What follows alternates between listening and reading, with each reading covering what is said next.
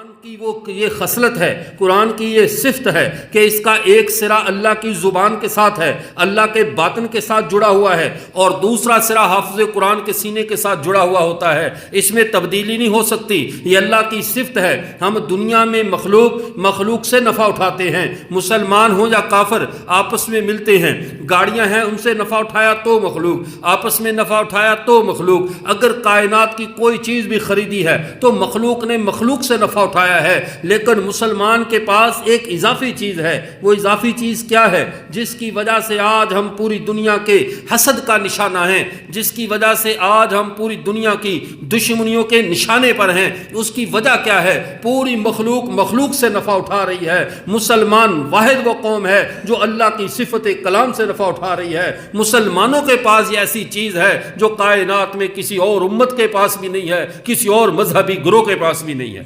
یہ نعمت اللہ نے قرآن کی ہمیں دی ہے۔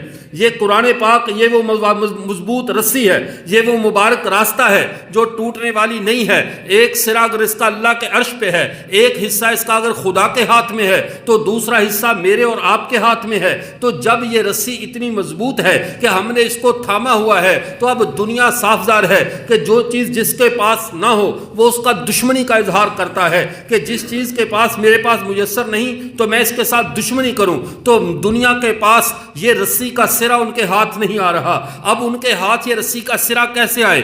آپ اندازہ لگائیے، اللہ کی یہ رسی اتنی مبارک ہے، اللہ کی یہ صفت کلام اتنی مبارک ہے۔ اللہ کبھی بے قدروں کے سینوں میں اپنی یہ صفت نہیں رکھتے، چونکہ یہ مخلوق نہیں ہے، پوری کائنات مخلوق ہے، اللہ کا قرآن مخلوق نہیں ہے۔ میں کتاب کی بات نہیں کر رہا جو سویڈن میں جلا کر وہ پاگل یہ سمجھتے ہیں کہ ہم نے قرآن کو جلا دیا ہے۔ بھئی تم نے کتابی اوراق قرآن مقدس کی بے ادبی ضرور کی ہے، بے حرمتی ضرور کی ہے، لیکن اللہ کی صفت کلام کو تم نہیں جلا سکتے۔ اللہ کی صفت کلام یہ مومنوں کے سینوں میں براہ راست اللہ کی زبان سے اترنے والے وہ الہامات ہیں۔ اس کتاب کا نام ہے جو محمد عربی صلی اللہ علیہ وسلم کی سند کے ساتھ امت مسلمہ کے سینوں میں آ کر رکی ہوئی ہے۔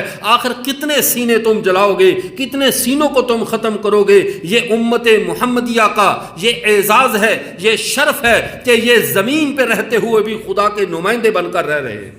یہ اعزاز اللہ نے امت محمدیہ کو بخشا ہے۔ تو اب دنیا کے پاس اور تو کچھ ہے نہیں کہ وہ کس وجہ سے کس کے ذریعے اللہ کے ساتھ رابطہ کریں۔ تو اللہ اپنی یہ صفت ان لوگوں کو اللہ نے قرآن کا حفظ نصیب نہیں کیا جنہوں نے اس قرآن کے استادوں کی بے ادبی کی۔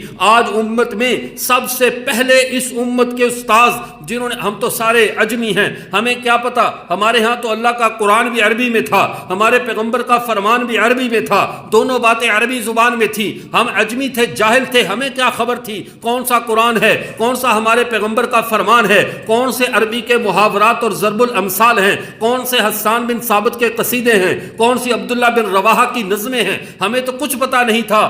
یہ وہ جماعت صحابہ تھی جنہوں نے پوری امت کے ساتھ استادوں والا معاملہ کیا۔ ایسے استاد بنے کہ ان لوگوں نے ہمیں قرآن الگ کر کے دے دیا، پیغمبر کا فرمان الگ کر کے دے دیا، تاکہ امت پہ معاملہ خلط ملط نہ ہو جائے، ان کے اندر معاملہ مشتبہ نہ ہو جائے۔ انہوں نے اپنی جانوں پر کھیل کر اللہ کے قرآن کی حفاظت کی۔ اللہ کا قرآن ہمیں دیا، اللہ نے ان استادوں کا اتنا حیا کیا، اللہ نے استادوں کو اتنی عظمت دی۔ وہ طبقہ جو ان استادوں کا، جو پوری نسل انسانی کے صبح قیامت تک استاد تھے، جس نے اس طبقے کی بے ادبی کی، اللہ نے اس پورے طبقے سے اپنا قرآن اٹھا لیا۔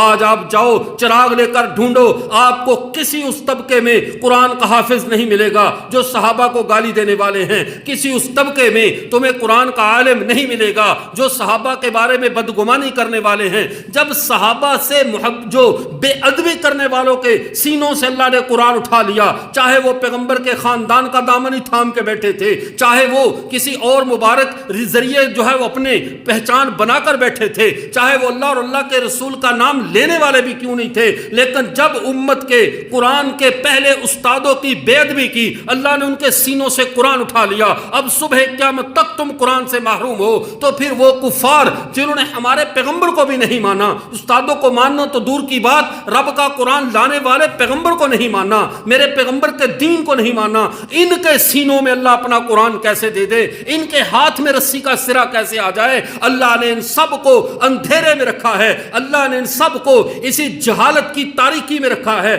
کیوں؟ تم اس جہنم کے حصے میں ہو, تم یہیں رہ جاؤ گے, تم یہیں کے باشندے ہو, تم یہیں کے باسی ہو, تم یہیں رہو گے. اگر اللہ کی جنتوں میں جائیں گے تو مسلمان رب کے قرآن کی رسی تھام کر اس جہنم میں تم کو یہیں چھوڑ کر ہم اپنی واپس جنتوں میں چلے جائیں گے.